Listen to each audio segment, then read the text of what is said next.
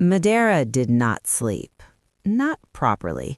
Not the way people slept when they believed the world had stopped trying to break them. She lay on her side in the narrow bed she had been given, clean sheets, a thin blanket, a room that smelled faintly of soap instead of sweat, and listened to the house breathe. The Bravi estate was quiet in a way that made her nervous. Quiet meant secrets. Quiet meant rules. Quiet meant people who could afford to keep their violence contained. She had lived long enough to understand that contained violence was the most frightening kind. When she closed her eyes, she saw the platform again, the handler's cudgel, the way the crowd leaned in, hungry. The moment she had decided, with the calm of someone out of options, that she would die without screaming, because screaming never helped. And then, 2 sticks, a man moving like water given bones. She pressed her hands against her chest as if she could hold her heart still. Lady Clarissa, she reminded herself, because that was the new rule, and rules were the closest thing she had to safety. Lady Clarissa bought you. Bought. The word sat ugly in her mouth even when unspoken, like a splinter that refused to come out. Morning came with soft footsteps in the corridor and the scent of bread somewhere distant. A maid, older, brisk, kind in the way of people who had no time to be gentle, ushered Madeira into the servants' hall and sat her before a bowl of porridge. Madeira ate carefully, not quickly. Quickly invited attention. When the maid offered a second helping, Madeira blinked at it as though it were a trick. "Eat," the maid said, impatient. "You'll need your hands steady if her ladyship asks you to sew." Madeira swallowed. "Yes." "Not yes," the maid corrected, rolling her eyes. "You'll say, 'Yes, Lady Clarissa,' or you'll say nothing at all." Madeira nodded. After breakfast, she was given a simple dress, plain, clean, not patched. Then her hair was brushed until it did not resemble a nest. Then she was led through corridors that grew brighter and more polished, past rooms where servants walked faster and spoke less. The maid knocked once on a door. "Enter," came a voice from inside, cool and precise. Madeira stepped in and stopped. Lady Clarissa stood by a tall window, sunlight pouring over her like something obedient. It turned her light brown eyes into gold, and for a moment Madeira could not tell whether the brightness came from the sun or from Lady Clarissa herself. Her skin was extremely fair, pale in a way that made the dark pink of her lips look deliberate, as if she had chosen the color and refused to compromise. She did not look up at once. She was reading. Of course she was reading. Madeira had never met anyone who read papers in the morning like they were breakfast. Lady Clarissa finally lifted her gaze and regarded Madeira with an expression that was not unkind, but not soft either, the look of someone deciding how much truth a person could handle. "You're Madeira," she said. "Yes, Lady Clarissa." "Good." Lady Clarissa gestured to a small table set near the window. On it lay spools of thread, fine linen, gleaming silk, and a bundle of white cloth folded neatly beside a pair of sharp shears. Madeira's throat tightened. Thread. Real thread. Not the coarse stuff she had bartered for, not the tangled remnants stolen from drunks and gamblers. This was the sort of thread used for noble collars and wedding veils, the sort of thread that could ruin a family if wasted. Lady Clarissa watched her eyes flicker to it and gave a faint, almost amused curve of her lips. "Show me," she said simply. Madeira approached the table as though it might bite. Her hands hovered about the spools, uncertain. She had not asked permission to touch. She was not sure she was allowed to want. Lady Clarissa's voice cut through her hesitation. "If you're going to do something, do it." Madeira swallowed. "Yes, Lady Clarissa." She chose a fine linen thread and a needle and sat. Her fingers trembled once, just once, before the remembered motion took over. Needle through cloth, thread guided, not pulled, tension measured by instinct. Her breathing slowed as her hands began to speak for her. Lady Clarissa leaned against the window frame, arms loosely folded, watching with the same focused attention she might give to a contract being signed. It was not the gaze of a woman admiring beauty, it was the gaze of a woman evaluating value. Madeira worked quickly, but not carelessly. She began with a small motif, simple at first, then more intricate as confidence returned. A looping pattern that suggested leaves, then curls that became petals, then tight, delicate bridges of thread that made empty space feel intentional.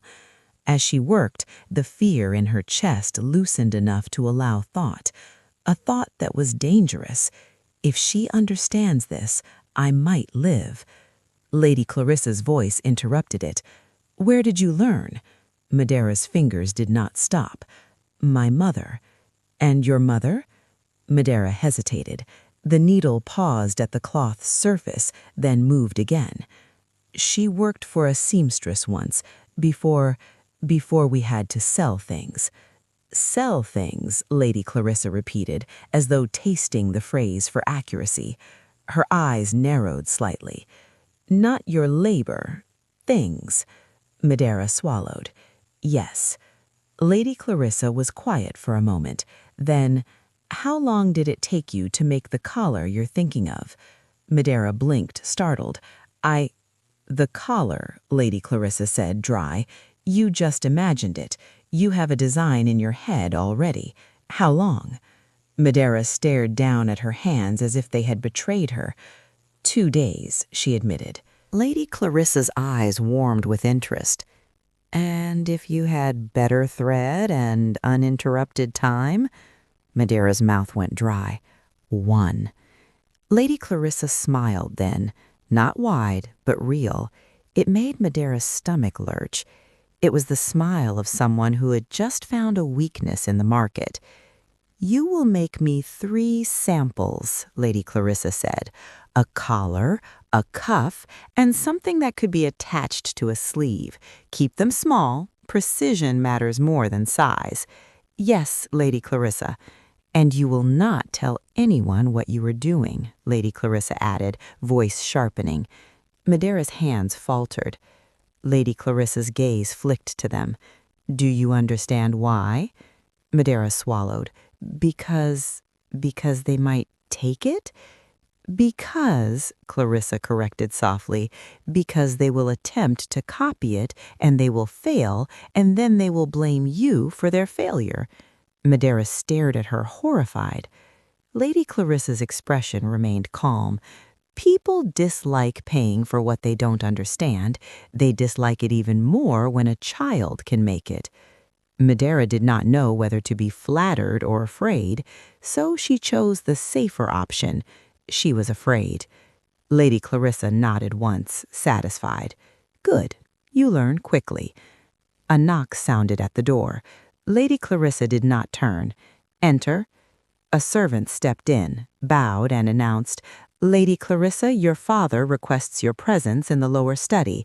My father, Lady Clarissa repeated, eye still on Madeira's hands. Now? Yes, my lady. Clarissa exhaled. Of course he does. She pushed away from the window and crossed the room with the purposeful grace of someone accustomed to being listened to. As she passed Madeira, she paused. You will eat at midday, Lady Clarissa said, as if discussing weather. Properly, not in a corner, not in a hurry. Madeira's heart stuttered. Yes, Lady Clarissa. And, Lady Clarissa added, voice lowering just slightly, and if anyone asks what you're doing, you are practicing mending. Madeira nodded. Lady Clarissa left. Madeira bent over the cloth again, the needle moving, thread tightening into patterns that looked like beauty, but felt like survival. Lady Clarissa's father, Carlo Bravi, was not what Madeira expected of a nobleman. He did not carry himself like someone important. He carried himself like someone tired. His hands smelled faintly of herbs and spirits. His sleeves rolled slightly as though he had forgotten he owned finer clothes.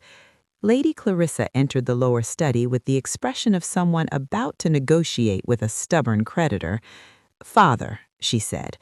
Carlo looked up from his papers. His face softened immediately. "Clarissa." He gestured to the chair opposite him. "Sit." She sat.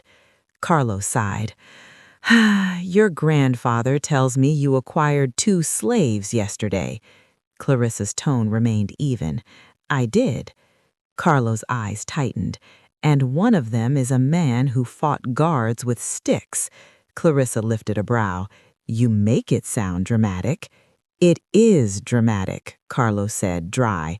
"Most people avoid dramatic purchases." Clarissa's lips curved. "Most people avoid profitable ones, too." Carlo shook his head, but there was no real anger in it. "Clarissa, you want me to examine him." "I do," Clarissa said. "You're thorough, and you are less likely to ask questions that are not yours to ask." Carlo studied her. "That sounds like an accusation." "It's a compliment," Clarissa corrected. He rubbed his forehead. "Clarissa," she leaned forward slightly. "He is skilled, father." Carlo's gaze sharpened. "Skilled?" Clarissa held his eyes. "Unusual." Carlo sat back, expression troubled. "Unusual men bring unusual consequences." Clarissa's voice softened only a fraction. "So do unusual women." Carlo's mouth pressed into a line. Then he sighed. "Bring him to me." Clarissa nodded. "I will." As she rose, Carlo caught her wrist gently. Clarissa stilled. "Clarissa," he said quietly, "you know I do not like what this world calls normal." Her expression did not change, but something in her eyes tightened. "I know," she said. Carlo's grip loosened. "Then be careful that you do not become fluent in cruelty just because it is convenient." Clarissa's voice was cool. "Convenience is not my vice, father." Carlo looked at her for a long moment, as if trying to decide whether he believed that. Then he released her wrist. "Bring him to me," he repeated. Clarissa turned and left. In the outer hall, Tefan stood where he had been assigned, not lounging, not wandering, waiting, as if waiting were a skill. Clarissa approached him, her steps quiet on the polished floor. He looked at her as though he sensed the shift in her mood before she spoke. "My father will examine you now. You will cooperate." "Yes, Lady Clarissa." She paused, then added, "He is not your enemy." Tefan's gaze held hers. "No," he said quietly, "but he is kind." Clarissa's lips tightened. "You say that as if it is a weapon." "It can be." The honesty of it made something in her chest sharpen, not soften. "Eat tonight," Clarissa said briskly, "properly. You will be of no use to me fainting in my hallway." A faint flicker crossed his mouth, almost a smile, quickly suppressed. "Yes, Lady Clarissa." She turned away, then stopped without looking back.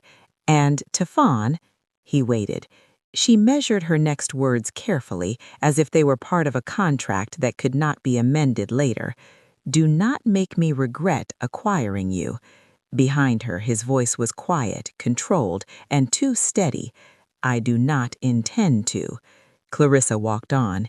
In the corridor ahead, the light caught her eyes and turned them gold. Behind her, Tefan watched with the stillness of someone who understood that dazzlement could be as dangerous as a blade. And in the servants' wing, Madeira's thread tightened into lace, delicate, precise, and quietly sharp enough to cut.